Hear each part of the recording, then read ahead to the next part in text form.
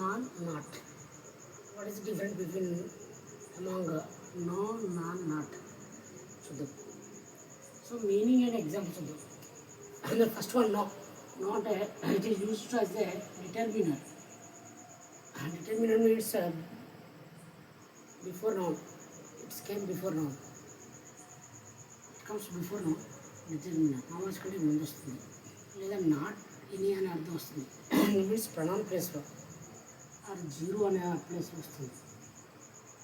So no అనేది మనకు కొన్ని determiner as a pronoun means not any or zero. ఈ ప్లేస్లో మనం నో అనేది యూజ్ చేసుకోవచ్చు.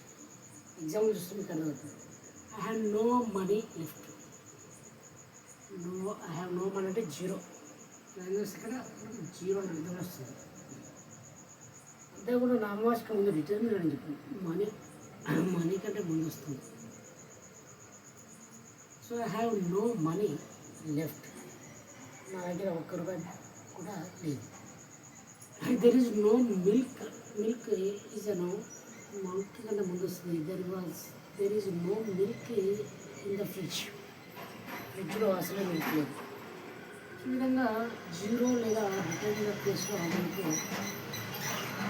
నాన్ అనేది రావడం. Next non. నో అర్థమైంది కదా మనకు. నో ఇక్కడ మనకు జీరో లేదా డిటర్మినర్. డిటర్మినర్ మీన్స్ నామవాచకం కంటే ముందు వస్తుంది, లేదా జీరో అని అర్థంలో వస్తుంది. ఒక none used as the pronoun. ప్రొనౌన్గా యూజ్ అవుతుంది to mean not any something. Zero కాకుండా సంథింగ్ అంటే ఏదో ఒకటి ఉందని వస్తుంది as a pronoun.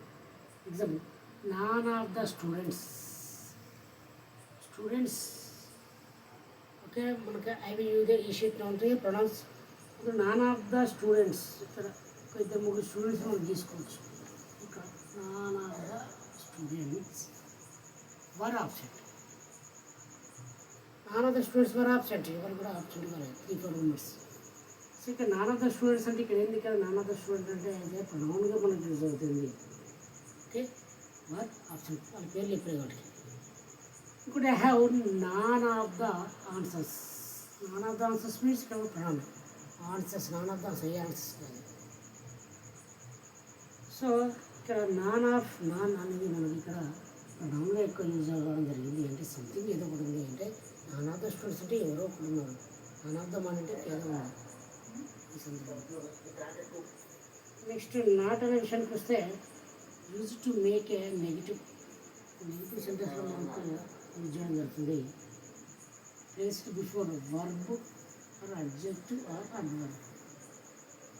Verb, adjective or adverb ప్లేస్లో యూజ్ అవుతుంది. I am not tired. Tired అనేది మనకు వర్బు. సో వర్బు ముందు వచ్చింది, I am not tired. This is not good. Good అనేది మనకు అడ్జెక్టివ్. సో అడ్జెక్టివ్ కంటే ముందు వస్తుంది. I am not tired, this is not good. So not అనేది మనకు అడ్జెక్టివ్, అడ్వర్బ్ అండ్ వర్బ్ ముందు వస్తుంది. నో అనే విషయానికి వస్తే డిటర్మినర్ లేదా ప్రొనౌన్గా వస్తుంది, లేదా జీరో అని అర్థం వస్తుంది.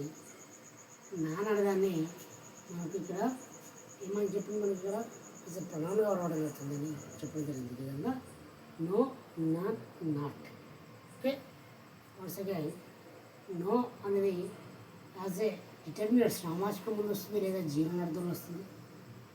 Example, I have no money. Money అంటే నౌన్. నో అనేది దానికన్నా ముందు వస్తుందని చెప్పిన I have no money. None అనేదాన్ని మనకు ప్రమాణంగా వస్తుంది. అంటే నాట్ ఎనీ ఆఫ్ సంథింగ్ ఏదో ఉంది.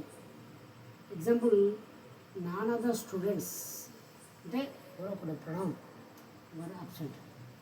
నాట్ అనేదాన్ని use to make a negative use చేయడం అవుతుంది. ఇది వర్బ్, అడ్జెక్టివ్ ఆర్ అడ్వర్బ్ మనకి ముందు వస్తుంది. I am not tired, this is not good idea.